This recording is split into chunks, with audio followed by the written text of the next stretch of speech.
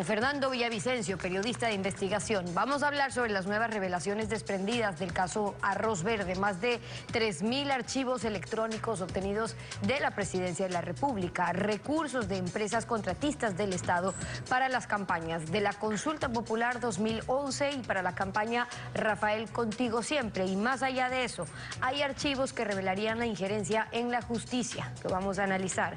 Dicen que al arroz verde le han cambiado de nombre, lo que no ha cambiado es de color. Verde es la estructura de sobornos, el esquema de corrupción que se implementó desde las más altas esferas del poder y en el que participaron decenas de funcionarios públicos y de empresas privadas.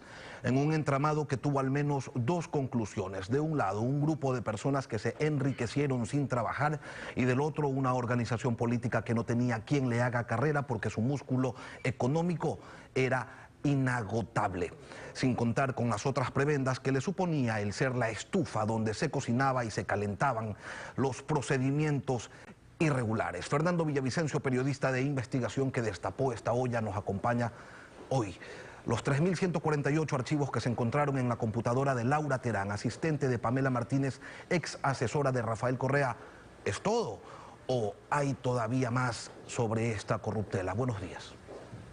Buenos días, Lenin. La primera sorpresa es encontrarnos que le quieren cambiar el nombre o ya le cambiaron el nombre. Bonito estaba, Arroz Verde coincidía con mucho, hasta podemos llegar al Cocolón. La gran sorpresa, a más del cambio de nombre, es que se pone un límite entre el 2012 y el 2016, cuando nosotros hemos publicado, y tenemos aquí al menos una parte de los documentos publicados en el portal La Fuente y en el portal Mil Hojas, y hemos entregado a la Fiscalía, de que esta gran operación delincuencial de sobornos, maquillada como aportes a las campañas electorales, empieza desde el año 2011, de acuerdo con los reportes que se encuentran en los archivos de la señora Laura Terán y de la señora Pamela Martínez. Por ejemplo, si me permiten, aquí, este es un archivo del 2011, si la cámara me ayuda, donde ya se delimita y se señala las responsabilidades de Jorge Glass Espinel con las compañías Gesouba, contratista de Sopladora, Sinohydro de Coca-Cola Sinclair, SK de la refinería, Andes Petroleum, Sinopec y Petrochina, Huawei, el proyecto Mazar, Alcatel y Telconet. ¿Se le pone entonces sobornos 2012-2016 para dejar a alguien o a mucha gente fuera de la investigación? Le pregunto. Todo conduce a pensar eso. ¿Por qué? Miren, aquí hay un reporte del año 2011 donde se dice claramente que la compañía Fopeca, dirigida por Manuel Fontana, aportó con $200.000 a la campaña de la consulta popular a cambio de que se le ratifique un contrato. Estos reportes señalan que las compañías aportaron recursos económicos para la consulta popular del año 2011 y me sorprende por qué Fiscalía excluyó, no incluyó decenas, sino centenares de documentos sobre el 2011. Algo mucho más.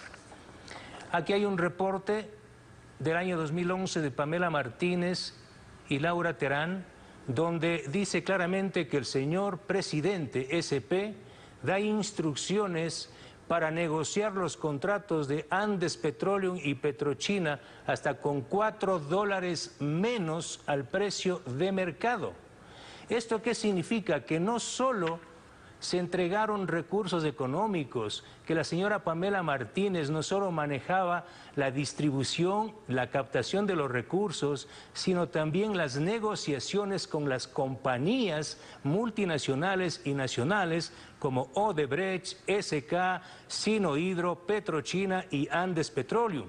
La sorpresa es por qué dejan fuera estos expedientes del año 2011, Lenin. ¿Qué más hay de nuevo en este arroz verde? Sabemos que es mentira que Pamela Aguirre, más conocida como Aipame, dejó de estudiar para destinar sus ahorros a recoger firmas a fin de que Correa se reelija. Sabemos también que Santiago Cuesta le decía, querido presidente, a Rafael Correa en comunicaciones privadas. Ya no hay dudas de que empresas privadas financiaban al movimiento Alianza País. Pero, ¿qué más se evidencia en estos archivos? Lenin, si la Fiscalía señala y ha dicho a la prensa que ha incorporado los computadores de Laura Terán, los archivos de Laura Terán al expediente fiscal, ¿por qué no constan estos archivos que son de la computadora de Laura Terán y que hacen referencia a las reuniones, al menos una, a una cantidad de correos cursados y cruzados entre el actual consejero presidencial de Lenín Moreno, el zar Santiago Cuesta Caputi, con Pamela Martínez? Por ejemplo, estos son del año 2012 y aquí está la carta que nadie puede dudar que sea de Santiago Cuesta por la cantidad de faltas ortográficas, donde le dice a Rafael Correa: querido presidente, por intermedio de inteligencia de la presidencia se practicó una auditoría tanto a mi empresa como a Seguro Sucre, la cual se determinó que mi empresa no había cometido fraude alguno. Posteriormente, la doctora Pamela Martínez, que trabaja en directa relación con usted y tengo entendido que a petición suya también emitió un informe. Esto es gravísimo, Lenin. Esto se llama tráfico de influencias. ¿Y qué es lo que quería el señor Santiago Cuesta? Para esa fecha ya había salido un informe de la Contraloría General del Estado con responsabilidad penal por un perjuicio al país de $3 millones en un contrato que le regaló Vinicio Alvarado a Santiago Cuesta para enterrar a los muertos más pobres de este país, como son los del bono de la pobreza. El señor Santiago Cuesta sobrefacturó a Seguro Sucre.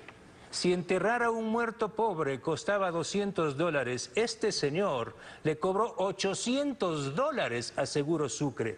Y claro, ahí está el informe. Entonces, ¿qué hace Santiago Cuesta? Le pide a Rafael Correa: querido presidente, y ahora es el mafioso Rafael Correa, y le pide a Pamela Martínez que intervenga, y claro que intervienen, emiten un informe según esta carta y suspenden la indagación previa en la Fiscalía.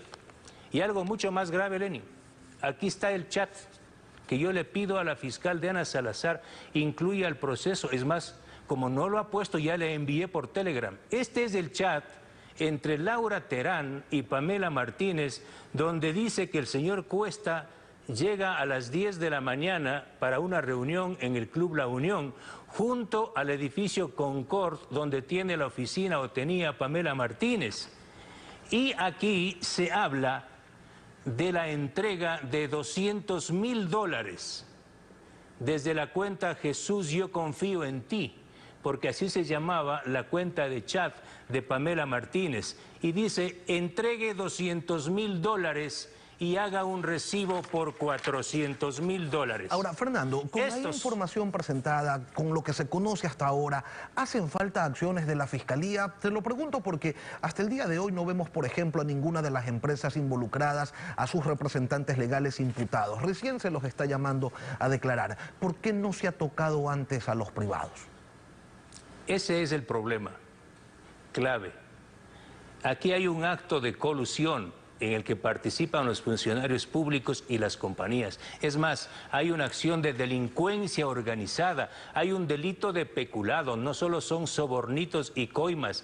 Toda la entrega de recursos estaba condicionada a la firma de contratos. Entonces, el origen de estas coimas y sobornos, que fueron una parte a la campaña, tienen como, repito, origen los sobrecostos de los contratos. Pero aquí, Lenin, no solo está en juego los $15 millones y un poquito más que dice ahora la Fiscalía que se gastaron o se captaron entre el 2012 y el 2016, sino también casi $15 millones del expediente Majano que la Fiscalía se olvida. Es decir, estamos hablando de aproximadamente $30 millones utilizados de las compañías, que es plata de los ecuatorianos, para financiar las campañas de Alianza País hasta el 2017. Y si no quieren abrir las cuentas de las compañías, ¿sabe por qué, Lenin? Por esto, voy a poner solo 3 ejemplos del día de hoy. Porque la plata de las compañías no solo salió para financiar las campañas, sino fue al bolsillo de altos ejecutivos. Aquí está el pago de $840.000, la factura de la compañía China International World, contratista del proyecto Toachi Pilatón, que le entregan $840.000 al ex gerente de Hidroequinoccio, Diego Espinosa, quien fue el recaudador de más de $7 millones para la campaña de Lenín Moreno. Esto es lo que no quieren algunos fiscales y jueces, que el país sepa cómo drenaron de las compañías centenares de millones de dólares. Es más, no quieren que se sepa que los sobornos de Sinohidro pagados al señor Conto Patiño no son 18.3 millones. Yo tengo facturas y pagos de hasta el 2017 y el 2018 que la compañía china Sinohidro le siguió pagando al señor Conto Patiño. Pero y tengo también... Verde, pero Fernando, Arroz Verde no solo se refiere a sobornos, allí también hay documentos que hablan sobre otras cosas, tráfico de influencias, ya de un ejemplo de ello, pero también de la metida de mano a la justicia.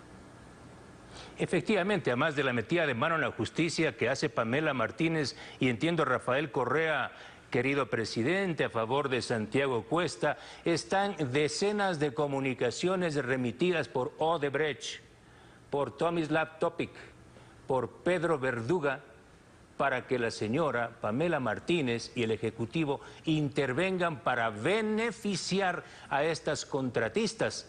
Ya he referido antes, aproximadamente $45 millones le fueron perdonados a la multinacional Odebrecht en litigios que tenía con el Servicio de Rentas Internas y que el Servicio de Rentas Internas ya ganó. Pero metieron si la mano en la claro, justicia. Fernando, ¿por qué solamente están imputados Alexis Mera, Pamela Martínez, Laura Terán y María de los Ángeles Duarte, si lo que más hay en esos documentos son nombres? Esa es la preocupación, eso es lo que piensa el pueblo ecuatoriano y cuestiona por qué la Fiscalía tuvo un buen arranque y por qué ahora deja fuera, por ejemplo, ¿quién le entrega el dinero a Alexis Mera? Pamela Martínez. ¿Por orden de quién? De Rafael Correa. ¿Por orden de quién más? ¿Por orden de quién más? De Jorge Glass. ¿Y quién es el que le entrega los sobres con el dinero del señor Geraldo de Sousa al señor Mera? El señor Pedro Espinosa, que fue asistente de la Fiscalía y de la UAFE. Ninguno de los altos funcionarios, desde el presidente de la República, está implicado y ningún ejecutivo de ninguna compañía. Porque el momento en el que abran las cuentas y se indiquen a los ejecutivos de Hidalgo, Odebrecht, Sinohydro Corporation, SK Engineering. Aquí están los documentos de cómo SK equipó la oficina de Pamela Martínez del año 2011. Pero no, porque el momento en que abra las cuentas y llamen a declarar a los ejecutivos, arde Troya. Ahí van a destaparse los centenares, si no miles de millones de dólares que entregaron las compañías a los funcionarios de Alianza País que manejaron la década ganada. Por eso digo, mi querido Lenin, este país está podrido, mejor dicho, la justicia, con jueces puestos por la delincuencia organizada, con fiscales puestos por la delincuencia organizada. Aquí no va a pasar nada. Esto va a cambiar cuando nunca más Ecuador tenga presidentes elegidos por Odebrecht y otras multinacionales. Fernando Villavicencio, periodista de investigación. Gracias por venir a Contacto Directo. Gracias a ti.